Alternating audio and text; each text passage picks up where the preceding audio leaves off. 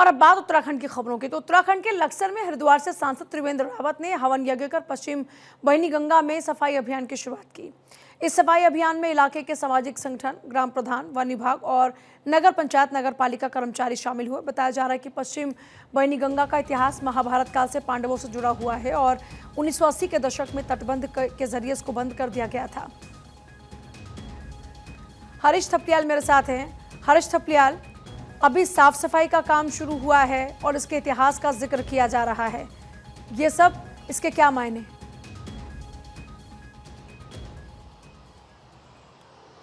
मुझे देखिए, उत्तराखंड को यूं ही देवभूमि नहीं कहा जाता है, क्योंकि पांडवों से जुड़ा ये पूरा मामला है। जो यहाँ की विश्व स्तरीय नदी है, जो धार्मिक रूप से मानी जाने वाली जो नदियां हैं, इनका सबका इतिहास पांडवों से जुड़ा हुआ है। और जो पश्चिम वाहिनी गंगा है, जिसको लेकर के आज सफाई हो रही है, इस गंगा में पांडवों ने स्नान करके ये स्वर्ग गए थे। तो ऐसे में ये महत्वपूर्ण हो जाता है कि जो गंगा की स्वच्छता है उसको बनाए रखने के लिए, उसकी निर्मलता बनाए रखने के लिए लगातार सफाई अभियान चलाया जा सके। इसी क्रम में आज जो हरिद्वार के सांसद है त्रिवेंद्र सिंह रावत आज पंचेश्वर अपने समर्थकों के साथ घाट पर पहुंचे और वहां पर उन्होंने समर्थकों के साथ जो कचरा था वो उसको साफ किया। उसके बाद जो कह सकते हैं कि जो वहां पर गंदगी थी, गंदगियों का जो अंबार था, उसको साफ सफाई स्वच्छता अभियान के तहत उसको सफाई की।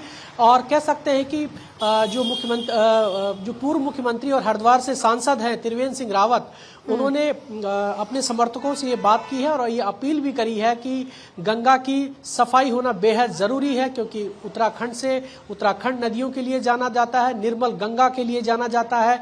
और ऐसे में हरिद्वार एक ऐसी जगह है, धार्मिक रूप से मान्यता वाली जगह है, क्योंकि देश विदेश से लोग यहाँ पहुंचते हैं। इसलिए ये मैसेज पूरे दुनिया भर में जाना चाहिए कि जो हरिद्वार में गंगा नदी है वो जो है साफ और जो है स्वच्छ होनी चाहिए। तो कह सकते कि ये जो नदी है वाहिनी गंगा, जिसको लेकर के लंबे समय से ये कवायद चल रही थी, इस गंगा की सफाई होनी चाहिए थी। हालांकि 1980 के दशक में इसको बंद कर दिया गया था, लेकिन स्थानीय लोगों की मांग पर इसे खोल दिया गया है। अब इस नदी को ये अपने मुख्य रूप में बह सके।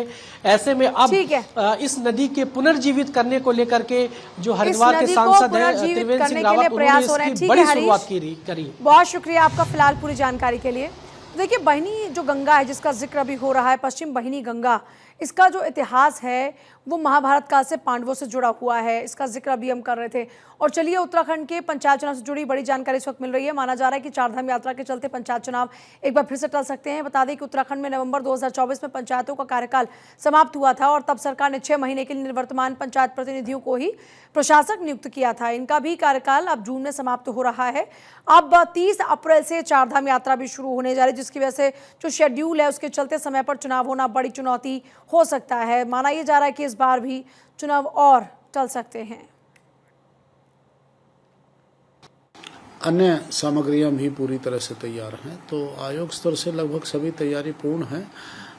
लेकिन जो आरक्षण की स्थिति है वो शासन द्वारा की जानी है और उसके उपरांत जब भी आयोग को आरक्षण की स्थिति स्पष्ट होगी, आयोग निर्वाचन पंचायतों को करवाने के लिए तैयार है।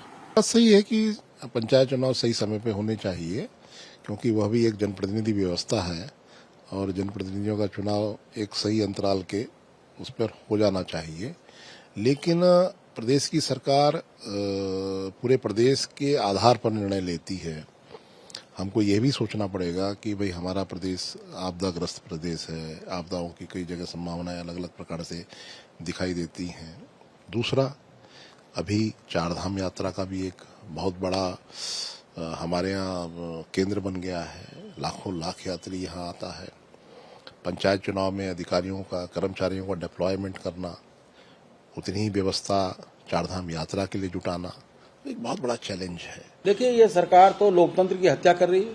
कोई ऐसा मामला नहीं है जिसमें इस सरकार का रुख ये दिखाई देता हो कि जो बाबा साहब अम्बेडकर ने, जवाहरलाल जी ने, डॉक्टर राधाकृष्णन ने, डॉक्टर राजेंद्र प्रसाद ने जो मूल्य स्थापित किए थे, उन मूल्यों की लगातार गिरावट हम देख रहे हैं। उत्तराखंड सरकार इस समय चार धाम यात्रा की तैयारी में लगी है। राज्य सरकार का लक्ष्य है कि 60 लाख से अधिक यात्रियों के आने की बेहतर व्यवस्था की जाए और उसके अलावा राज्य के अन्य क्षेत्रों में लाखों लाख पर्यटक आते हैं, तो ऐसे समय पर